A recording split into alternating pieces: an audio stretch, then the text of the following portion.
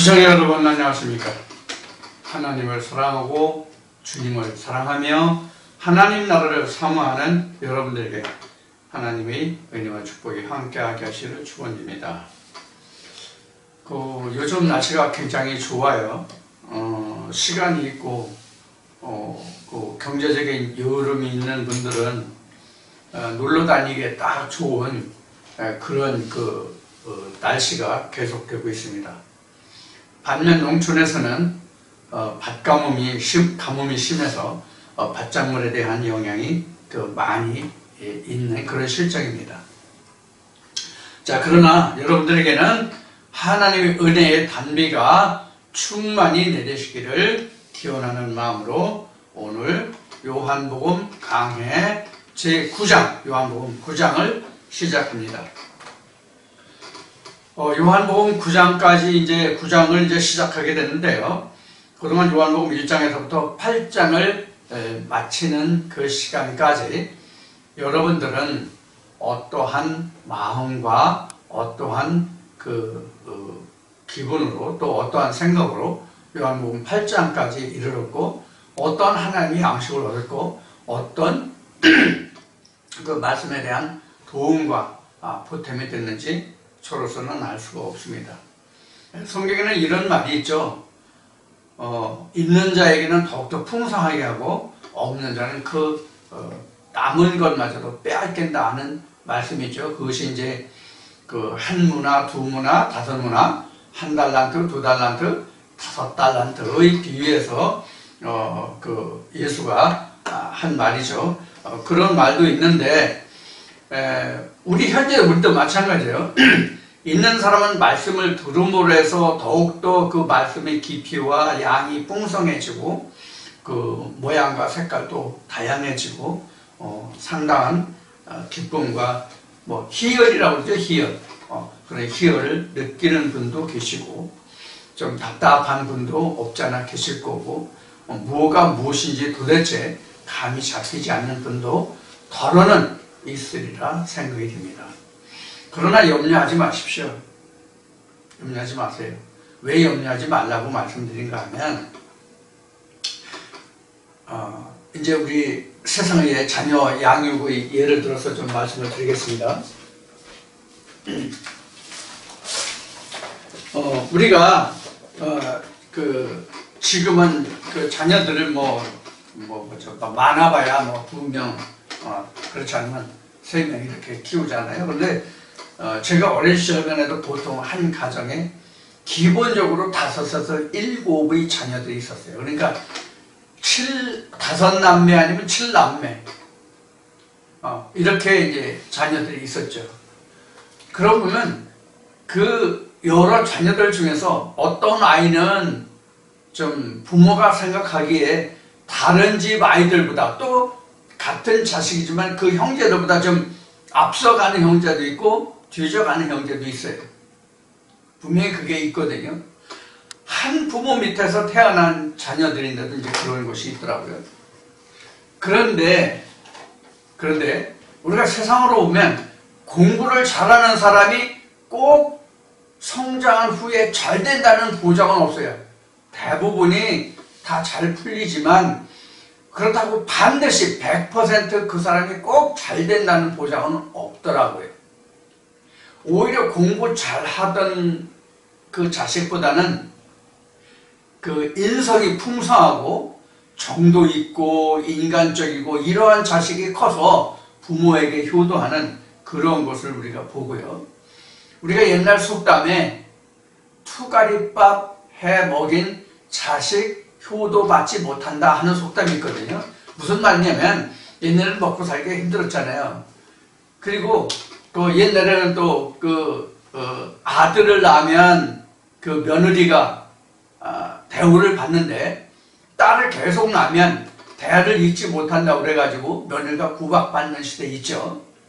그런 시대가 있었는데 특히 외아들만 애동 아들이 있어서 그것도 또 자손이 귀해가지고 여러 대 동안 애동 아들로 자르는 그런 경우에 옛날에 먹고 살기 힘드니까 그 외아들에게만 별도로 쌀밥을 해줘요. 투가리 있잖아요. 우리 저 투가리 아시죠? 투가리에 장작불도 아닌 집불 같은 데를 떼가지고 투가리밥 해서 별도로 그 아이만 쌀밥만 해서 먹이는 그런 이제 것을 말해요. 그래서 투가리밥으로 키운 그 외아들은 효도하지 않는다. 그 아들한테 효도받지 못한다는 그 속담이 있어요. 여러분들도 들어보신 적이 있는지 모르겠지만, 이와 같이 우리가 사람들을 보면 좀 자기만 위주로 해서 자라는 사람은 나중에 커서도 자기뿐이 모르는 그런 사람이 있고, 천대받고 좀 외롭게 자란 사람이 오히려 나중에 부모 형제에게 효도하는 그런 예가 많이 있었죠. 마찬가지로 하나님 안에서도 저 사람은 틀림없이 천국 갈 거야. 저 사람 같은 사람이 천국 가지 못하면 누가 감히 천국 간다고 말할 수 있겠어. 저 사람은 말씀도 잘 깨닫고 지식도 많고 열심히 하고 헌금도 많이 하고, 그러니까 저 사람은 천국을 따놓은 당상이야, 이렇게 표현하는 경우가 많이 있죠. 그러나 절대로 그렇지 않습니다. 하나님은 외모를 보시지 아니하고 뭘 보신다고 여러분들 알고 계시죠? 네, 그렇습니다. 여러분들이 지금 말씀해 주신 것과 같아요. 그래서 하나님은 외모를 보지 아니하시고 그 마음에 얼마나 하나님을 경외하고 하나님을 따르고 알고자 하느냐는 그 절실한 마음을 하나님이 깊이 사시거든요. 그래서 그 마음의 중심을 보시는 하나님이에요.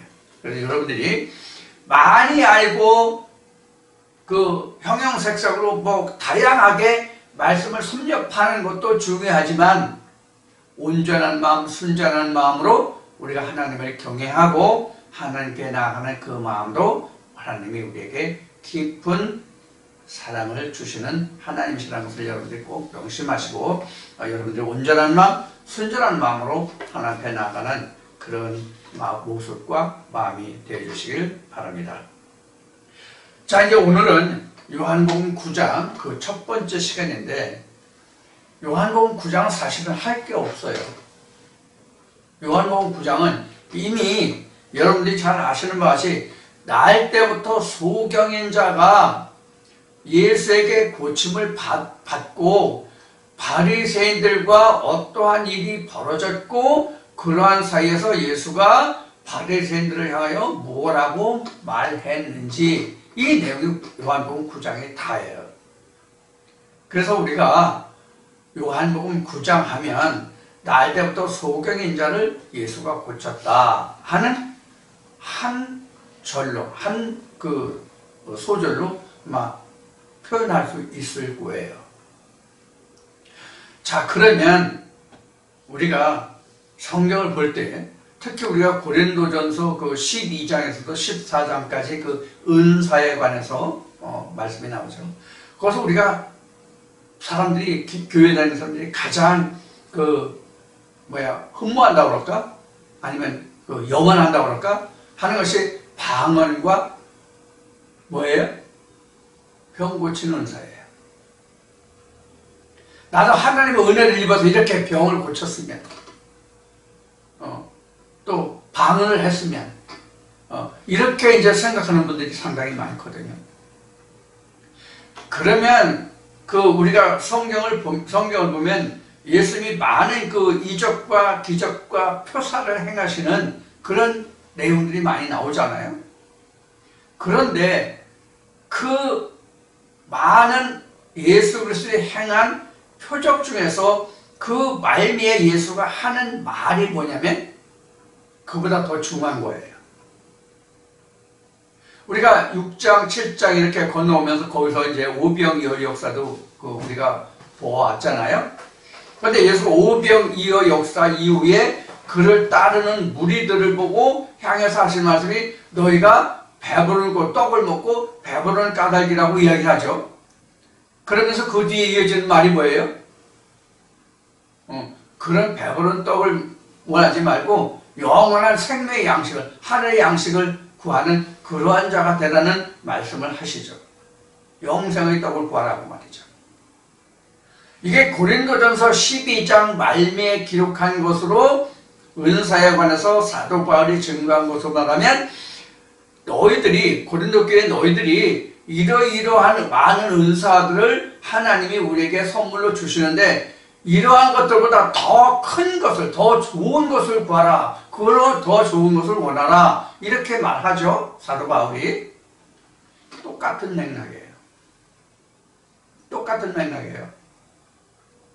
너희가 광야에서 떡을 먹고 배부를 까닭에 나를 따르는데 그런 입으로 들어가서 뒤로 배설하는 그런 떡을 위해서 일하지 말고 영생을 위한 떡을 위해서 일하라. 이렇게 말하죠. 예수가. 그것이 고린도전서 12장에서 보면은 모든 은사들보다 이게 이제 표적과 기사잖아요. 그런 것들보다 더 좋은 것을 원하라. 그것은 그 뭐예요? 영생이에요. 방언 못해도 좋아요. 통역 못해도 좋아요. 병 고치는 은사 없어도 좋아요. 내가 조금 배를 긁고 좀 적게 먹어도 괜찮아요. 뭐가 전제되면? 그의 나라와 의가 내게 있으면, 하나님 나라와 의가 내게 있으면 더 바랄 게 없는 거예요. 그래서 베드로는 이렇게 말하죠. 믿음의 결국은 영혼의 구원이라. 육신이 형통하고 육신이 편안하고 육신이 건강하고 육신이 복받아서 이 세상을 잘 먹고 잘 사는 것도 중요하고 크지만 그보다 더 큰 것이 뭐라고요? 하나님 나라와 의예요. 그래서 예수가 베드로에게 말하기를 뭐라고 얘기해요? 이 반석 위에 내 교회를 세워라. 그럼 음부의 권세가 침범하지 못하리라. 그리고 예수가 제자들에게 가르쳐줄 기도도 뭐예요? 예수가 가르쳐준 주기도문이라는 그 기도에도 보면 하나님의 나라가 말씀에서 위에서 하늘에서 이루어진 것 같이 땅에서도 이루어지다. 이게 하나님 나라와 의란 말이에요. 이것이 있으면 족한 거예요. 그런데 이 말을 지금 여러분들에 해드리고 있는 이 말씀을 전하는 저나 여러분들이나 우리가 말을 이렇게 쉽게 하지만 당장 내가 육신이 있으면 육신이 배고프고 헐벗고 굶주리고 피곤하고 고단한 것은 내가 항상 느껴요. 24시간 느껴. 그래서 배고프면 먹을 것 찾고 피곤하면 쉴 곳을 찾고 아프면 약을 찾고 병원에 가고 그러잖아요. 그래서 진료받잖아요. 그런데 우리 영은 어때요? 굶는지 아픈지 피곤한지 고단한지 길을 행하는지 뭐하는지 모른단 말이에요. 우리가요. 이것이 우리에게 주어진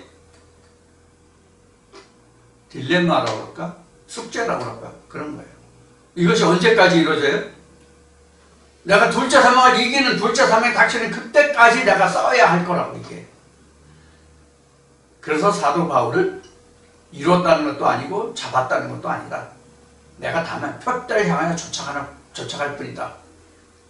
예수 그리스도가 왜 그렇게 힘들고 어려운 이 길을 스스로 이 길을 취하여 갔는지 내가 이를 알아야 내가 묶인 자가 되었다.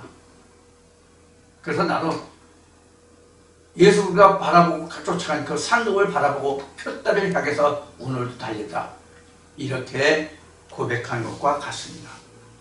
저나 여러분이나 이러한 지금 설명드린 이런 말씀에 사로잡혀서 우리도 그러한 삶을 살아야 되는데 여러분들이 그러한 삶을 살으라고 하는 게 아니라 제 자신이 그렇게 살고 싶은 생각과 마음은 있는데 잘 안 된다는 것을 지금 말씀드리고 싶은 거예요. 그게 인생의 본질이다. 그런 얘기를 또 하고 싶은 거예요. 그래서 우리는 날마다 자신을 복종시켜야 하고 누가복음 16장에 있는 말씀과 같이 무화과 나무를 포도원을 항상 두릅하고 거름 주어야 한다는 말씀이 그래서 우리에게 필요한 것이죠. 특히 저 같은 사람에게 이것이 절실히 요구되는 말씀인데, 제가 말씀을 접하면 그런 생각도 나고 묵상 기도를 할 때는 그런 생각이 나고 하는데, 그 시간을 벗어나면 작심삼일이 아니라 작심삼초예요. 작심삼초. 저도 그렇거든요. 제가요. 여러분들은 어떠신지 모르겠습니다. 자, 그런 의미에서 이것을 염두에 두고 오늘 요한복음 9장을 시작하도록 하겠습니다. 요한복음 8장에서 아브라함 이야기를 참 많이 했죠. 아브라함 얘기를 많이 했죠. 지금 요한복음 9장에서 이제 소경 이야기를 할 건데, 지금 요한복음 8장에서 아브라함 이야기를 정말로 많이 기록하고 있어요. 이야기가 많이 나왔어요. 이 아브라함이 눈을 뜬 게 언제일까요? 아브라함이 눈을 뜬 게 언제일까요? 아브라함이 되고 하나님이 하려 하라고 했을 때, 그때 아브라함은 아브라함이 되면서 눈을 떴어요. 무엇에 대해서 눈을 떴어요? 하나님에 대하여 눈을 떴어요. 아브라함이 갈대아 우르에서 출발할 때에 하나님의 음성을 들었는데, 이미 공부한 바와 같이 그가 하나님의 지시한 땅이 아니라 지시할 땅으로 가라는 하나님의 음성을 들어요. 그럼 어디가 지시할 땅이야? 보지 못하는 거죠. 하나님을 내가 쫓아가고자 하는 마음은 있으되 어떻게 가야 되는지, 무엇이 하나님이 요구하시는 길인지 우리가 모른다고. 그런 소견이에요.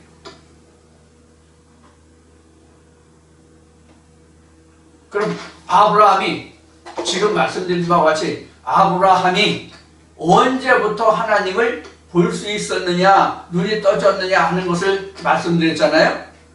그럼 우리가 사도 바울이 증거한 바와 같이 믿음으로 난 자는, 믿음에 거하는 자는 다 아브라함의 자손이고 그 씨라고 말해요.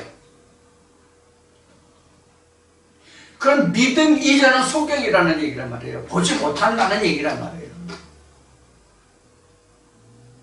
그래서 잠언 말씀에 보면은, 지난번에도 말씀을 드렸지만, 잠언 말씀에 보면은 우리가 하나님의 음성을 보고 듣는 눈과 귀는 여호와의 지으신 것이라고 되어 있어요. 여호와의 지으신 것이라고 되어 있어요.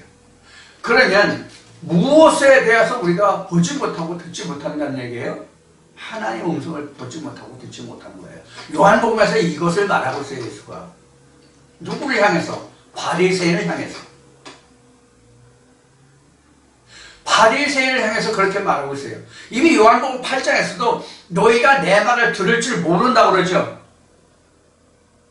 그럼 당시에 바리새인들이 오늘날로 말하면 성경학자인데 성경을 몰라요?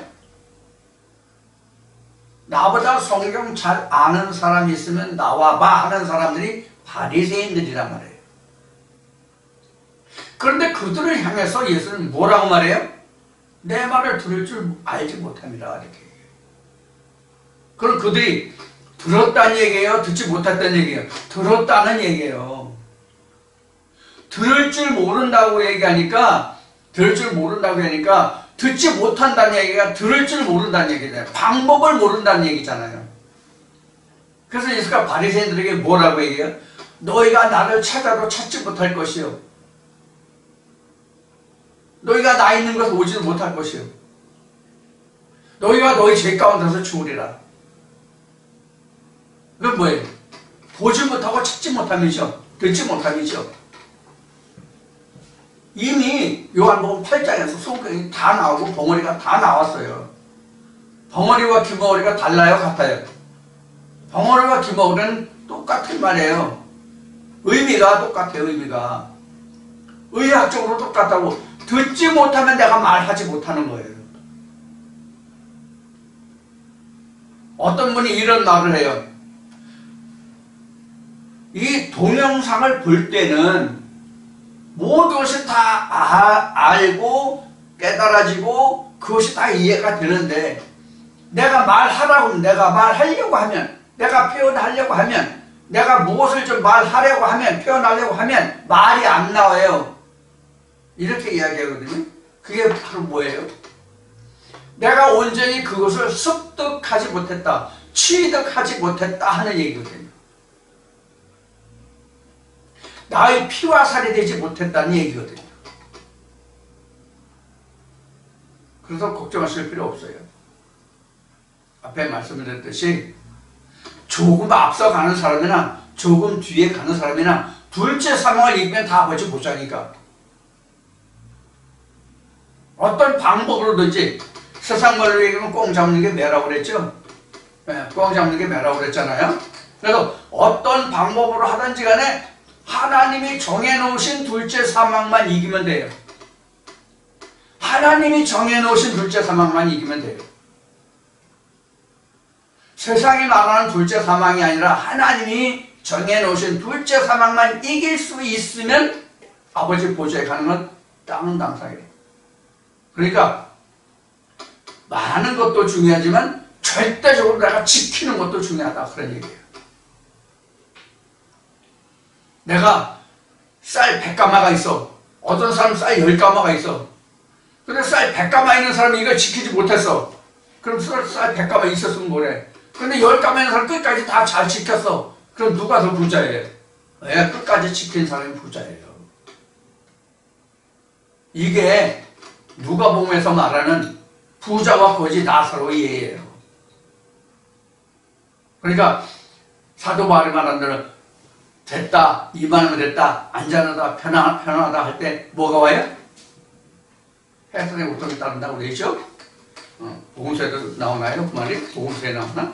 사도 바울 서신에 나오나? 그래서 말씀에 나오죠? 바로 그런 겁니다. 그래서 우리가 하나님 나라에서는 이만하면 됐다가 없어요. 지키는 것이 중요해요. 은혜를 받는 것도 중요하지만 은혜를 지키는 것도 중요하다고요. 그게 더 중요할지도 몰라요. 자, 그래서 요한복음 9장에서 이제 소경에 관한 이야기인데, 소경에 관한 이야기를 좀 했습니다. 그래서 잠언 20장 12절은 듣는 귀와 보는 눈은 여호와의 제신 것이다 이런 말씀이 있어요. 잠언 20장에 보면. 자, 요한복음 9장 이제 본격적으로 시작하겠습니다. 예수께서 길 가실 때에 날 때부터 소경되는 사람을 보신지라 제자들이 물어 가로되 라비여 이 사람이 소경으로 난 것이 네 죄로 인한 미우니까 자기오니까 그 부모니까 예수께서 대답하시되 이 사람이나 그 부모가 죄를 범한 것이 아니라 그에게서 하나님의 하시는 일을 나타내고자 하심이니라. 날 때부터 소경된 자가 부모의 죄냐 자기의 죄냐를 지금 놓고 말하잖아요. 예수와 제자들이. 그런데 이 질문을 받은 제자들로부터 이러한 질문을 받은 예수가 뭐라고 얘기해요? 그 부모나 본인에게 있는 죄가 아니다. 그를 위해서 그 날 때부터 소경인 자를 위해서 하나님의 영광을 받으시고 그 영광을 나타내기 위함이다. 이렇게 말해요. 자, 소경. 그래서 오늘 소경 공부를 좀 하겠습니다. 소경.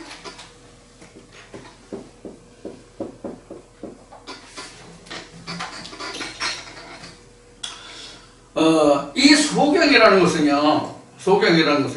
이렇게 볼 수 있어요. 항상 제가 말하듯이, 자, 우리가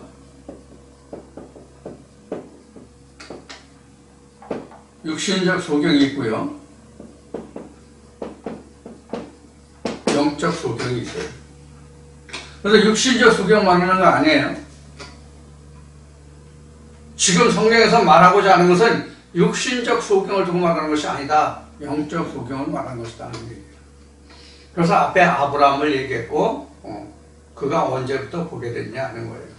자, 그런데 우리가 세상에서도 우리가 보면 여기 눈을 이제 떴다가 눈을 이제 뜨다 이제 이런 이제 표현을 이제 하게 될 텐데, 눈을 떴다. 나도 속이 이제 보게 됐다. 눈을 뜨게 됐다.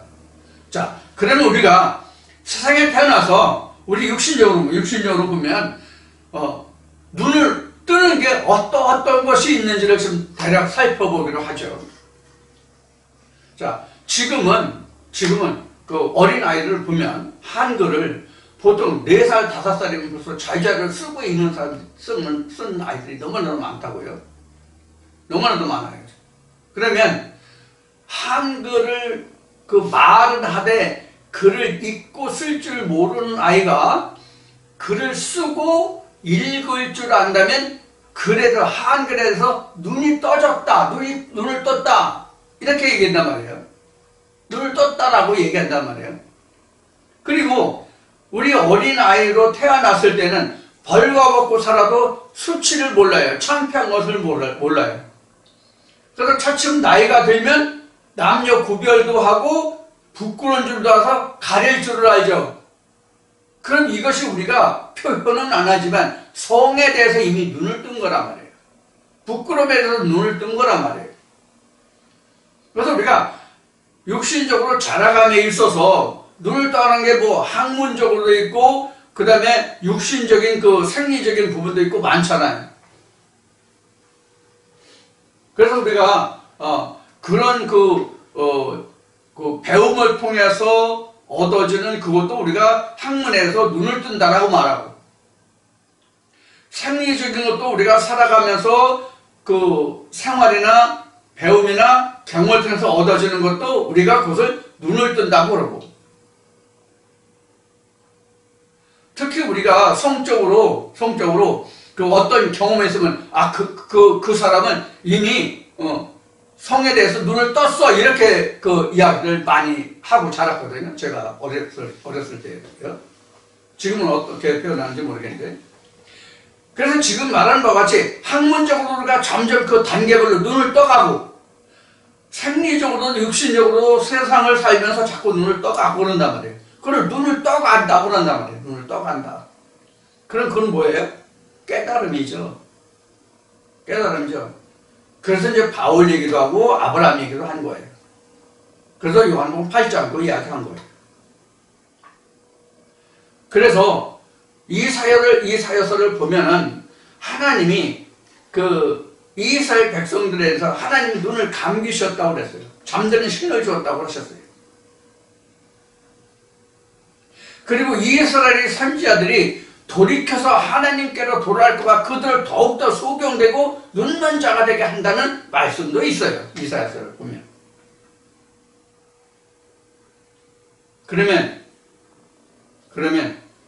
이제 요한복음 9장에서도 이제 그 말씀이 나오겠지만, 보는 자들은 못 보게 하고 보지 못하는 자들은 보게 한다는 말씀을 예수가 해요. 그럼 우리가 예수를 말할 때 각종 병을 고치고 이적과 표적 기사를 행했다는 일 중에서 보는 사람, 듣지 못하는 사람, 멀쩡한 사람, 사시가 멀쩡한 사람, 이런 사람들을 병신 만들고 그렇게 저기 했다는 기록이 성경에 있어요? 예를 들어서 지금 내가 사시가 멀쩡해. 근데 하나님 말씀을 안 들어 하나님 역사하심을 알게 하려고 그 사람 다리를 절개해서 절름발을 만들었다. 정상적으로 보는데 소경이 되게 했다. 귀머거리가 되게 했다. 그런 이적과 표적 기사 성경에 기록된 것이 있어요, 없어요? 난 한 번도 본 적이 없어요. 오히려 그러한 자를 고쳤다는 기록은 있으되 멀쩡한 사람을 불구자가 되게 만들었다 이런 기록은 단 한 군데가 없단 말이에요. 고치는 것만 표적과 기사가 아니라 멀쩡한 사람을 불구자가 되게 하는 것도 이적과 표적과 기사잖아요. 예를 들어 저주하면 너는 절름발레가 되라 그러면 하나님 능력에서 절름발레가 되고, 너는 지금 잘 보는데 너는 소경이 되라고 소경이 되고, 그렇게 하는 사람이 있다고 한다면 고치는 사람과 저주를 하면 그대로 이루어지는 두 사람이 있다고 하면 누구를 더 두려워할 것 같습니까? 여러분들 생각에는? 저 같으면 원래 태어날 때부터 소경되고 태어날 때부터 기멍을 되고 태어날 때부터 전륜다리가 된 사람이 그 상태 그대로 살아가는 그것보다 고침을 받지 않고 그것보다 멀쩡하게 살던 사람이 저주해서 그 저주를 받아서 그대로 응해진다면 난 그 사람이 더 무서울 것 같아. 여러분들 생각은 어떠하죠? 저는 그렇거든요. 근데 성경은 그런 기록이 하나도 없어. 지금 9장에서도 날 때부터 소경인 자를 지금 소경인 자에서 관해서 이야기하고 그것이 이제 고쳐지거든요. 이걸 또 깨줘요. 자, 그러면 앞에 여러 가지 이야기를 했는데 요한복음 8장도 했고 니고데모도 얘기했고 했는데 그 다음 요한복음 3장 넘어가면 요한복음 몇 장이에요? 3장 넘어가면 요한복음 몇 장이에요? 4장이죠. 4장에서 사마리아 여인이 나오죠. 사마리아 여인이 눈을 떠가는 과정이거든요. 사실 요한복음 4장도. 그래서 예수를 알아보게 되잖아요. 예수가 누구인지를 알아보게 되잖아요. 결국. 그래서 예수를 믿게 되잖아요. 사마리아 여인과 예수를 인해서 사마리아 여인이 사마리아 여인뿐만 아니라 그 동네 마을, 온 동네 마을 사람들이 다 믿게 되잖아요. 이것이 눈을 떠가는 과정이에요. 그럼 요한복음 9장 설명 끝이에요. 더 이야기할 것이 없어요. 그래서 우리가 육신적으로는 지금 말하는 바와 같이 여러 가지 상황, 지식적으로나 생리적으로나 여러 가지를 다 깨닫는단 말이에요. 우리가 가장 기본적인 것을 우리가 뭐라고 얘기하죠? 인간이 살아가면서, 동물이 살아가면서, 식물들이, 즉 생명이 있는 생명체가 살아가는 가장 기본적인 기능을 우리가 뭐라고 그러죠? 그걸 뭐라고 그러죠? 생리현상이라고 얘기해요. 생리현상.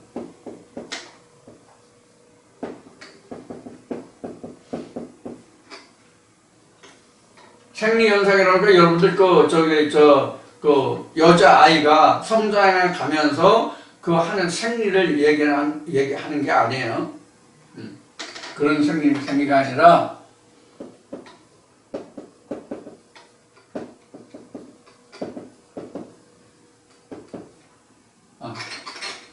생리현상 이렇게 써야 되나? 이렇게 써야 되나? 이렇게 써야 되나 모르겠네. 이게 맞을 것 같은데. 자, 생리현상. 이렇단 말이에요. 즉, 모든 포유류, 배꼽동물은 어미 뱃속에서 나오면서부터 무엇을 생리적으로 맨 먼저 해요? 우는 걸 아니라 어미의 젖을 무는 것을, 젖을 빠는 것이 가르쳐주지도 않아요. 이런 것이 바로 생리예요. 가르쳐주지 않아도 자연스럽게 하는 행동이 바로 생리적 현상이에요. 생리현상이에요. 그러니까 생명이 유지되는 기본 현상이죠. 누가 가르쳐주지 않아도 깨달아서 행하고 아는 그런 현상. 그것이 바로 생리현상이죠. 그래서 육신적으로는 이런 생리현상이 자연스럽게 터득이 돼가요. 그런데 영적인 것은 가르침이 수반되지 않으면 이건 깨닫지 못해요. 이거는 생리적인 것이기 때문에. 육신적인 것도 생리적인 것 외에 지식을 말했잖아요. 지식은 누구로부터 배움을 받지 않으면 깨달을 수가 없어요. 최소한도 기초 상식은, 기초적인 것은 배워야 그 다음에 자기가 연구해서 깨달을 수 있는 거란 말이에요. 그래서 우리가 유치원부터인가? 지금 그걸 뭐라고 그러지? 유아반이라고 그러나? 유아반에서부터 시작해가지고 고등학교까지는 기본 학문이란 말이에요. 기본 공통학문을 배우고 대학교 가면은 자기 전공 분야를 찾아서 공부하잖아요. 거기서부터 전문 분야로 해서 연구도 하고 실험도 하고 그런 것을 통해서 새로운 지식을 터득해 간단 말이에요. 그래서 우리가 발명이나 발견이라는 것이 나오잖아요. 그런 것을 통해서. 그러니까 유아에서부터 고등학교까지는 기본적인 것을 배운다면 대학 과정으로서는 전문 지식을 배우는 거란 말이에요. 전문 지식. 그래서 전문 지식을 배우는 것도 그 앞에 뭐냐면 기초 과정이 있기 때문에 할 수 있는 것이거든요. 기초 과정을 배제하고 전문 지식으로 들어가는 건 상당히 어렵단 말이에요. 응? 상당히 어렵다고. 예를 들어서 이렇게 표시하면 우리가 이제 전자에서 뭐 이걸 저항이라고 그래요. 이 저항이라는 것은 전기가 흐를 때에 반작용을 일으키는, 전기가 흐르는 것을 막는 그런 역할을 하는 것이 저항이거든요. 이 저항을 R이라고 표현하는데 이거는 뭐냐면 레지스터의 앞머리 자를 짜서 그 R이라고 해요. 그러면 이 저항을 놓고 큐리버프 전기에서 말할 때 저항은 전압과 전류에 대해서 어떻게 작용하느냐 하는 것이 나와요. 그러면 저항이라는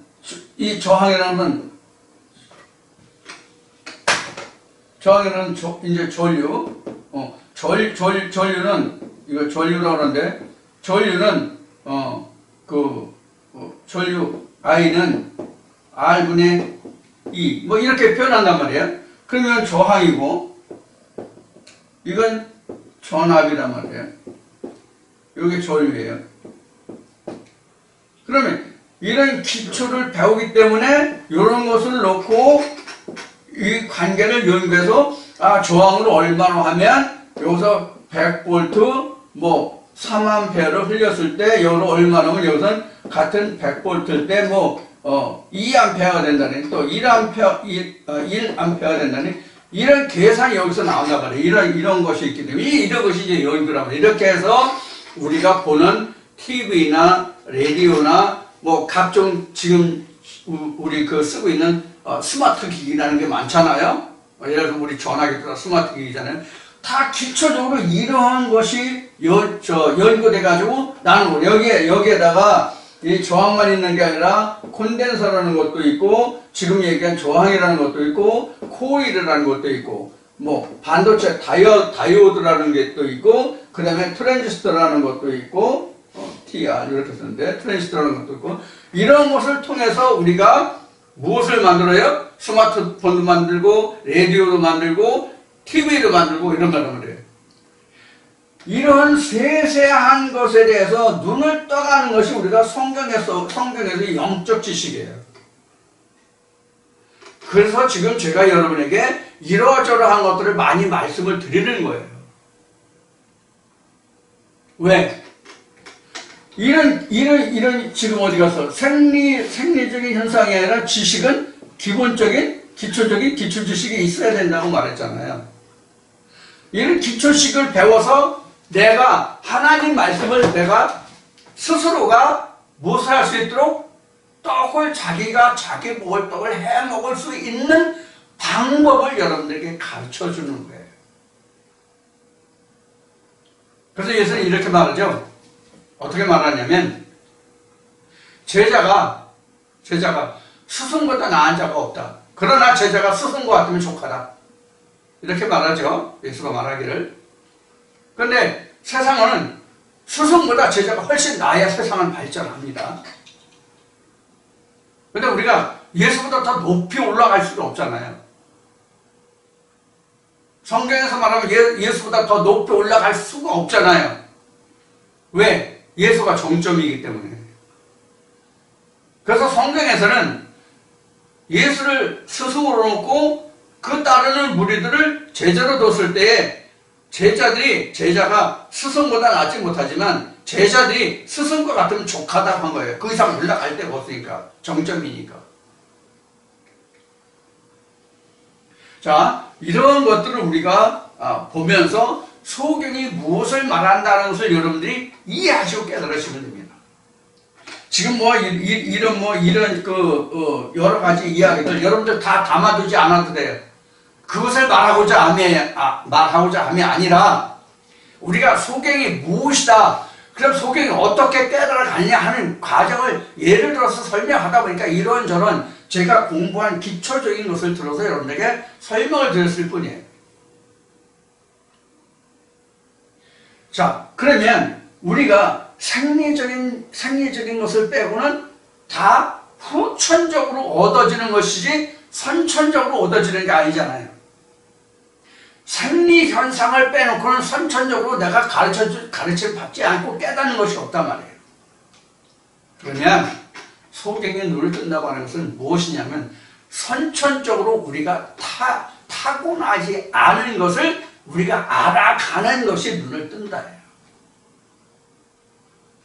이렇게 설명하면 더 이상 설명할 게 없죠. 자, 그래서 이것을 다시 성경 영적으로 들어와서 우리가 나이 때부터 하나님을 아는 자가 없잖아요. 우리가 태어날 때 하나님을 아는 자가 없다고. 이것이 창세기에서 어떻게 설명하고 있어요? 어떻게 설명하고 있어요? 아담 하나를 불러서 흙으로 지은 아담 하나 불러서 그에게 생기를 불어넣으니 생명이 되었다 이거예요. 그러니까 생명이 되기 이전이 소경이에요. 생명이 되기 이전이 소경이라고. 생명이 되고 나니까 자기가 벗은 것을 알고 그래요. 물론 생명이 됐을지라도 바로 알게 되는 것이 아니라 세월이 지나서 그가 장성한 후에 자기가 그 벗음을 알고 독차는 것을 알고 자기에게 아내가 있음을 알게 되잖아요. 아내가 무엇인지 여러분들 이해하시죠? 하나님 그 말씀 속에, 언약의 말씀 속에는 영생의 언약이 들어있다는 것을 알게 된다는 것이 여자를 깨닫는 거예요. 우리가 생리적으로는 여자를 깨닫는 것이 지금은 유치원애들도 깨닫는데 유치원애들도 안 돼요. 성적인 것만 몰라서 그렇지 벌써 이성을 깨닫는데요, 벌써. 자, 차치하고, 자, 그래서 우리가 눈을 떠간다고 하는 것은 처음부터 우리가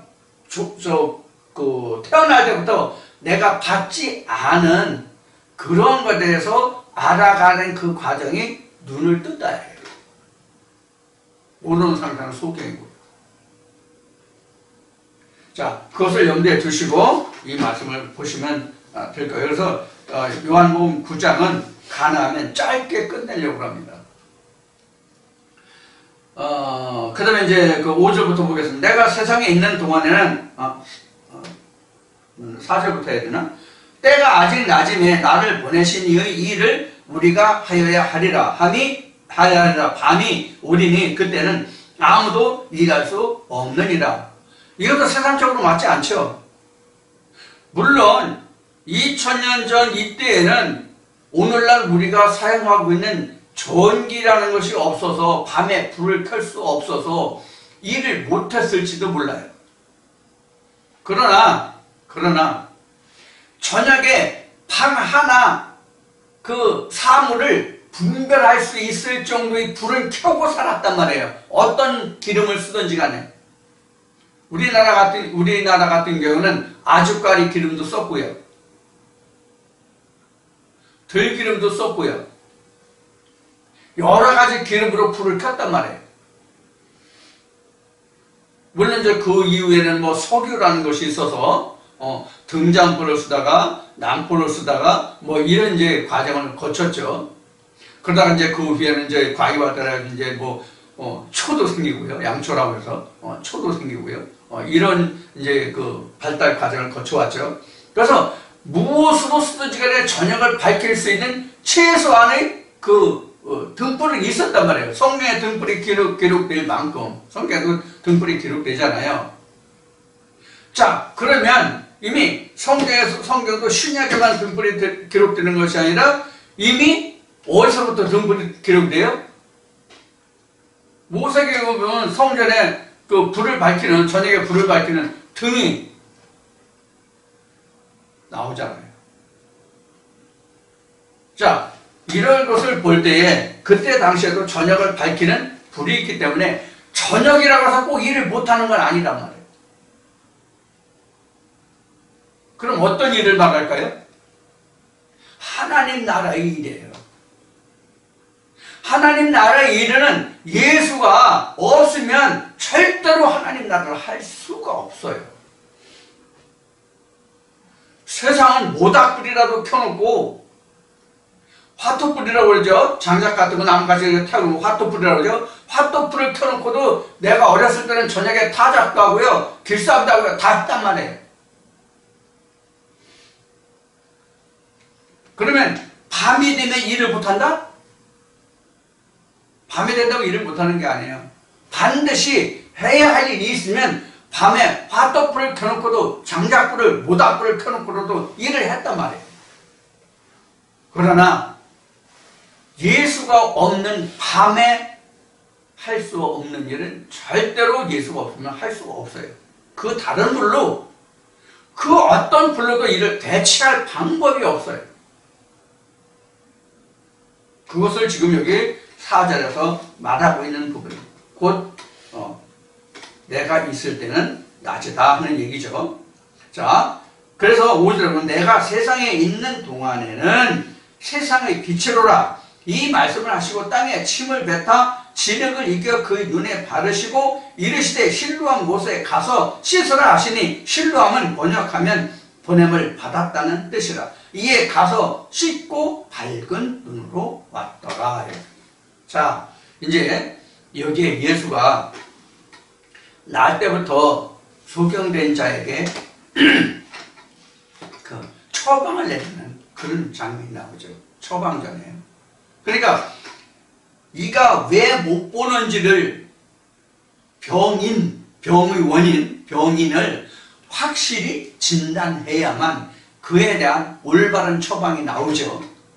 그래서 우리가 병원에 갔을 때 의사가 진단을 잘못하면, 즉 오진을 했다고 그러죠. 오진을 하면 처방이 달라져요. 처방이 달라지면 병이 더 중하게 될 수 있고 병이 빨리 나을 것이 늦게 나을 수 있단 말이에요. 그러나 이 약, 저 약 써보다가 나중에 결국은 다른 약을 써서 진짜 맞는 약을 써서 낫는 그런 경우도 없지 않아 있단 말이에요. 이것이 일종의 오진이죠. 물론 사람마다 그 약에 대한 똑같은 정상적인 진단을 했을지라도, 그래서 정상적인 진단을 하고 정상적인 처방이 나왔을지라도 사람의 체질에 따라서 이 약, 저 약, 여러 가지 약 중에서 기전이 똑같은 약이라 할지라도 어떤 사람에겐 잘 듣는 약이 있고 어떤 사람에겐 안 듣는 약이 있고, 그렇기 때문에 약을 바꿔가면서 처방을 받을 수는 있어요. 그래서 좀 지연되고 진료가 좀 늦어지는, 치료가 늦어지는 그런 경우도 있지만은 근본적으로 오진을 했다면 처방 자체가 틀리기 때문에 훨씬 더 힘들고 어렵겠죠. 그래서 예수가 지금 이 처방전을 내려요. 침을 뱉어서 흙을 개서 눈에 바르고 실로암에 가서 씻고 오라 그래요. 그럼 실로암은 뭐라고요? 보냄을 받았다는 뜻이라. 그럼 성경에서 우리가 보냄을 받았다는 말이 뭘 얘기하는 거예요? 보냄을 받았다는 뭘 얘기하는 거예요? 예수 자신을 이야기하는 거예요. 그러면 예수 자신이 실로암이에요. 실로암 무엇이에요?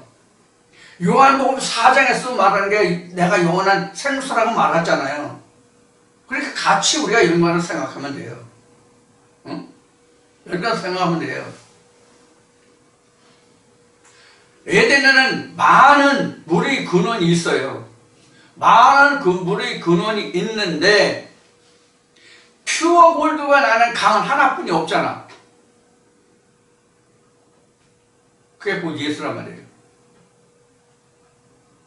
그래서 욥기서도 보면 뭐 정금같이 나오리라는 말이 나오잖아요. 그게 정금하는 예수거든요. 우리가 말씀을 쪼개서 불 속에 넣어서 죄를 하면 최후에 남는 게 뭐예요? 금이란 말이에요. 금이라고. 금이 아마 용융점이 높기 때문에 금이 나왔을 거예요. 용융점이 높기 때문에. 그래서 도가니 속에 놓고 그 용융점에 따라서 나오는 금속 종류가 다르잖아요. 그런 것을 우리가 말해요. 그래서 여기서 지금 예수가 침을 뱉어서 흙에 침을 뱉어서 흙을 개가지고 나중에 속에 눈에 발라서 실로암에 가서 씻고 오라 이렇게 얘기했단 말이에요. 실로암은 그 번영을 받다 하는데 번영을 받은 것은 예수가 말했듯이 하나님 나를 말씀으로 거룩해 해서 내가 세상을 번영을 받다. 그런 사람이 내가 하나님께로부터 내가 하늘에서 왔다는 말을 너희가 왜 참남하다 하는 이런 이제 말씀을 하시는데 바로 그것을 얘기한단 말이에요. 이미 앞에 내가 어디로부터 오고 어디로 가니 내가 너희에게 이미 다 말했다고 너희가 아는 바라고 그랬어요. 근데 아는 바라고 말했지만 실제는 알지 못했잖아요. 즉 보지 못하고 깨닫지 못했다는 뜻이다 말이에요. 그래서 지금 여기에 지금 날 때부터 소경이라고 하는 것은 누구나가 다 날 때부터 소경이에요. 모든 인간은 다 날 때부터 소경이라고. 모든 인간은 날 때부터 소경이기 때문에 방금 전에 말한 아담의 코에 생기를 불어넣은 생명이 되었더라 이렇게 되었잖아요. 하나님이 사람을 흙으로 지으시고 그 사람에게 생기를 불어넣으니 생명이 되었다 그랬잖아요. 흙으로 사람을 지었다가 모든 사람들 중에 하나를 말해요. 아파르민 아담하거든요. 여기에서 아파르민 아담한데 아담아가 모든이에요. 모든 사람이에요. 그 중에서 아파르 티끌 하나예요. 그게 곧 나거든요. 아파르가 나거든요. 쉬운 얘기를 하면 내가 이 세상에 태어난 것은 나는 티끌이에요. 나는 티끌로 시작한 거예요. 어떤 의미를 지금 티끌이라고 하는지 여러분들 이해하시겠어요? 내가 최소한도 2억 대 1의 경쟁을 뚫고 나왔거든. 그럼 2억 중에 나 하나는 티끌이에요. 진짜 2억 중에 하나는 티끌이라고. 우리나라 남한 인구가 얼마예요? 지금 5천만이라고 얘기하죠? 4천만인가? 5천만인가? 4,600만이라고 얘기하는 것 같은데 5천만이라고 합시다. 그럼 5천만 중에 하나도 티끌과 같을진데 하물며 2억 중에 하나면 미국의 지금 인구가 약 3억 정도다. 2억 5천 정도 된다 하는 거로 알고 있는데 일본이 1억 몇천이고 1억 2, 3천이고 미국이 그 넓은 땅의 인구가 3억이 채 안 된다는 것 같아요. 확실치는 않은데. 그럼 우리나라의 인구가 남북한 합쳐가지고 전부 6천만이니 7천만이니 하는 것 같은데 1억도 안 되잖아. 근데 나라는 사람은 누구든지 나라는 사람은 최소한도 2억 대 1의 경쟁을 뚫고 나왔다. 그러니까 1등 하는 자라고 나온 거예요. 그럼 나는 2억이라는 대상에서 나 하나는 진짜 티끌과 같은 것이죠. 티끌과 같은 것이죠. 이것을 다른 의미로 말하면 내 안에 2억보다 더 큰 생각, 더 큰 많은 생각과 생각들이 있어. 그 하나에 하나님의 말씀이 씨가 떨어져.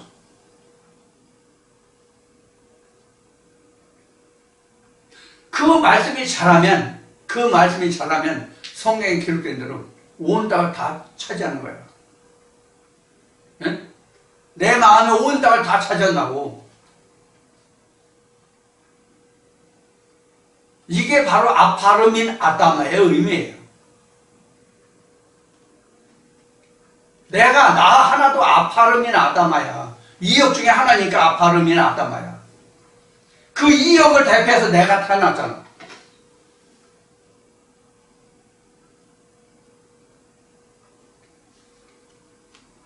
그래서 여기에서도 지금 예수가 지금 처방을 내리고 있는데 이 처방이 바로 날 때부터 소경인 자예요.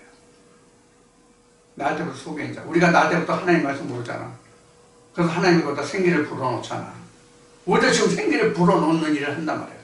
내 마음에 수많은 생각과 지식들 속에다가 한 말씀의 신을 집어넣고자 합니다 말이에요. 그럼 그 수많은 생각과 마음들 중에 이 말씀이 꽂히는 그 말씀이 곧 티끌이야. 아파르민 아다마, 아파르가 되는 거예요. 티끌이 되는 거예요. 자, 그러면 예수는 왜 침을 뱉어서 흙을 개가지고 날 때부터 속이는 자의 눈에 바르고 실로하면서 씻으라고 했는지, 그 내용은 무엇인지는 잠시 쉬었다가 여러분들과 함께 나누겠습니다. 자, 기대하시라. 개봉 먹습니다.